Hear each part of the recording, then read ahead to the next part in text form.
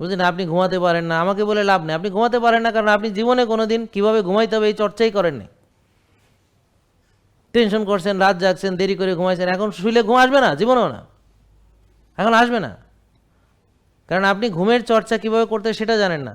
আপনার মনের ভিতরে দুনিয়ার নষ্ট চিন্তা আইসা ভিড় করতেছে, কারণ এইভাবেই নিজেকে আপনি তৈরি করেছেন। আপনি কখনো মাইন্ড ট্রেনিং করেন নাই যে কীভাবে নোংরা চিন্তা সরায় পজিটিভ চিন্তা ঢুকানো যায়।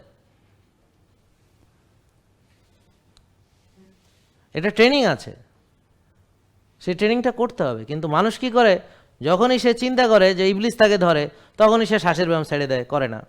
তখনই সে যেটা করলে তার মন ভালো রাখা যাবে সেগুলো বাদ দিয়ে দেয়, কারণ ইবলিস তারে ধরছে ভালো মতো, যে তুই যে এই আমার হাত থেকে ছাড়া পেয়ে তুই চলে যাইতে আসোস, তোরে তো আমি ছাড়ব না, তোরে তো আমার কাছেই রাখুম।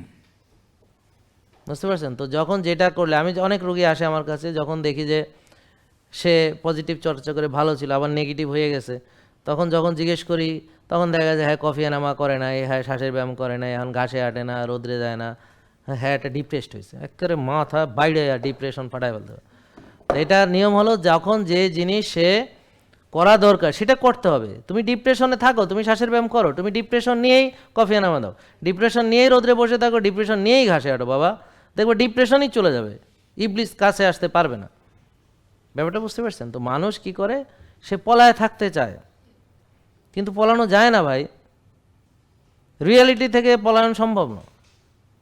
এই জন্য আল্লাহ পবিত্র কোরআনে বলছে যে তোমরা যদি পারো তাহলে পৃথিবী ফুড়ে বেরোয় যাও, দেখি পারো কিনা। তো কেউ পারছে এই পর্যন্ত? আর পারবে কোনো দিন?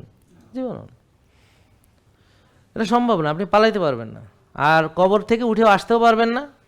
আর আখেরাতে যখন ফায়সালা হয়ে যাবে, আল্লাহর কাছে বলবেন যে আল্লাহ আরেকবার সুযোগ দেয়, এবার খুব ভালো করে মারবো, এই সুযোগ আল্লাহ দিবে না। তাই জন্যে আমাদেরকে এই যেইটুক সময় বাকি আছে ওইটুক সময়কে ফ্রুটফুল আমি ইউজ করলে, ইউটিলাইজ করলে সুন্দরভাবে ইনশাল্লাহ আমাদের এতদিনের যে করা ভুল আমরা রিপিট করব না, এবং যে কটা দিন বাকি আছে এর ভিতরে আমাদের জান্নাত, এর ভিতরে আমাদের সুস্থতা যা পারি করে এইটুক সময় আমার ভালোভাবে পজিটিভলি ফ্রুটফুলি, বুঝতে পারছেন, এবং প্রোডাক্টিভিটি যা পারি এটা কাজে লাগাতে হবে। যেটা গেছে গেছে, ওখান থেকে কিছু ওটা আফসোস করা যাবে না, আফসোস করে লাভ নেই। জেকে লাইফস্টাইল, ওষুধ মুক্ত সুস্থ জীবন।